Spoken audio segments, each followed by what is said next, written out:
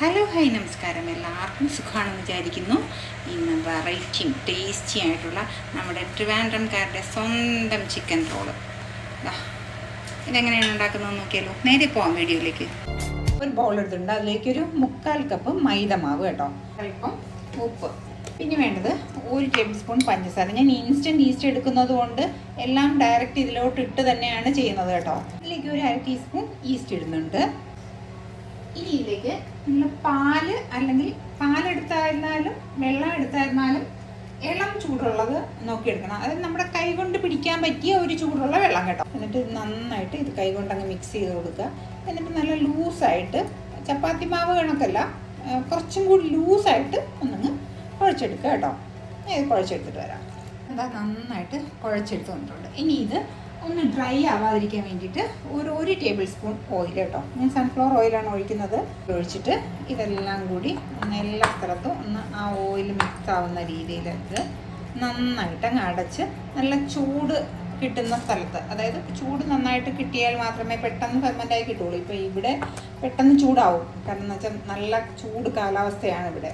എന്നിട്ട് ഒരു cling folder വെച്ചോ അല്ലെങ്കിൽ കറക്റ്റ് സൈസിലുള്ള ഒരു അടപ്പ് വെച്ചോ എന്തെങ്കിലും വെച്ചിട്ട് ഒരു 2 പീസ് ചിക്കൻ ഞാനൊന്ന് ഉപ്പും കുരുമുളക് പൊടിയും മഞ്ഞൾപ്പൊടിയും ഇട്ട് ഒന്ന് വേവിച്ച് വെച്ചിട്ടുണ്ട്. അതിനെ ഒരു മിക്സിയുടെ ജാറിലോട്ട് ഇട്ടിട്ട് അതിനൊന്ന് പൊടിച്ചെടുത്തിട്ട് വരാം.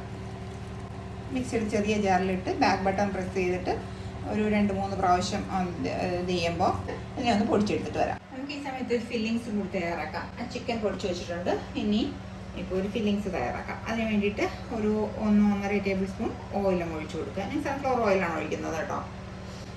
ഓയിലൊന്ന് നന്നായിട്ട് ചൂടായി വരട്ടെ. ഓയിൽ ഇപ്പോൾ നന്നായിട്ട് ചൂടായി വന്നിട്ടുണ്ട്. ഞാനിപ്പോൾ ഒരു വലിയ സവാള എടുത്ത് വെച്ചിട്ടുണ്ട്, അതിനെ ചെറുതായിട്ട് ചോപ്പ് ചെയ്ത് വെച്ചിട്ടുണ്ട് കേട്ടോ.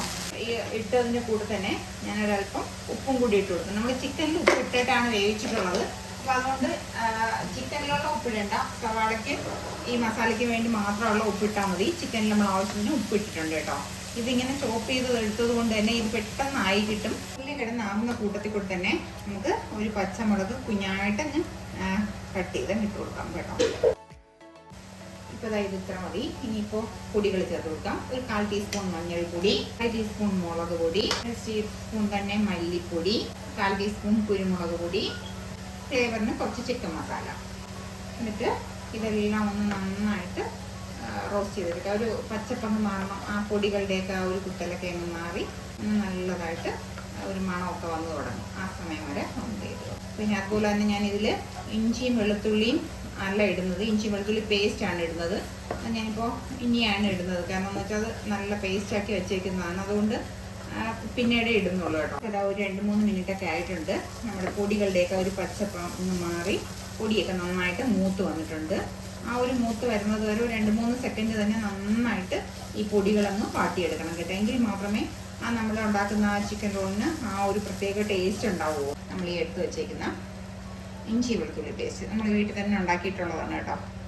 അപ്പോൾ അതിനൊരു 1/4 ടീസ്പൂൺ ഇഞ്ചി വെളുത്തുള്ളി പേസ്റ്റ്, ഒരു അരമുറി തക്കാളിക്ക് കേട്ടോ. ഒരു 2 സെക്കൻഡൊക്കെ ഞാൻ ഇളക്കി കൊടുത്തിട്ടുണ്ട്. ഇനിയിപ്പോൾ ഇത്ര മതി. ഇതിലേക്ക് ഒരല്പം വെള്ളം നമുക്ക് ഒഴിച്ചു കൊടുക്കാം. അടച്ച് ഒരു 2 മിനിറ്റ് അങ്ങ് വെച്ച് കൊടുക്കാം. അപ്പോൾ ഒരു 2 മിനിറ്റൊക്കെ കഴിഞ്ഞിട്ടുണ്ട്. നമുക്ക് തക്കാളിക്കൊക്കെ സ്പൂൺ ബാക്ക് കൊണ്ട് ഒന്നങ്ങ് ഉടച്ചു കൊടുത്താൽ മതി. ഇനി പെട്ടെന്ന് അങ്ങ് ഉടഞ്ഞ് കിട്ടും. അതേപോലെ ഉടച്ച് നന്നായിട്ടങ്ങ് ചേർക്കണം കേട്ടോ. ഇനിയിപ്പോൾ നമ്മുടെ ചിക്കൻ പൊടിച്ച് വെച്ചേക്കുന്നില്ലേ, ചിക്കൻ നിങ്ങൾ ഇങ്ങനെ തന്നെ പൊടിക്കണമെന്നൊന്നുമില്ല.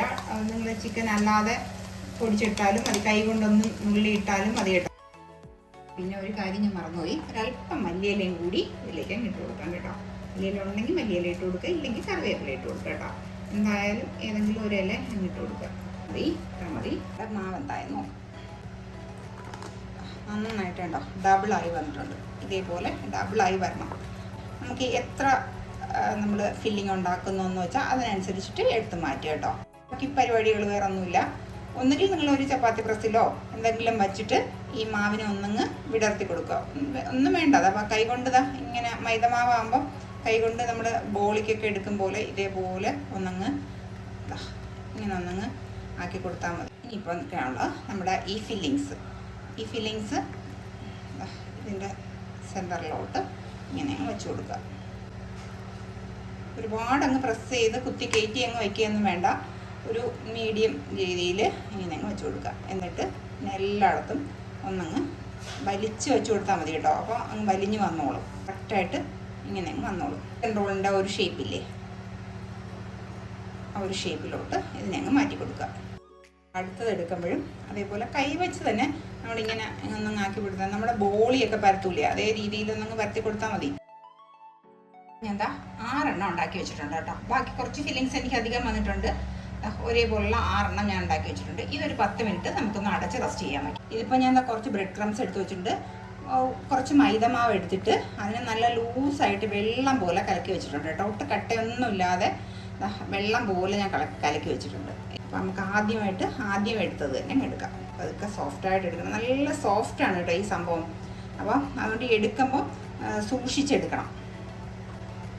ഇതേപോലെ ഇതെടുത്തിട്ട് ഇതിനെ ഇതിലങ്ങ് റോൾ ചെയ്യുക. എല്ലാ വശത്തും എത്തുന്ന രീതിയിൽ ബ്രെഡ് ക്രംസ് ഉണ്ടല്ലോ, ബ്രെഡ് ക്രംസിലോട്ട് ഒന്നങ്ങ് റോൾ ചെയ്യുക കേട്ടോ.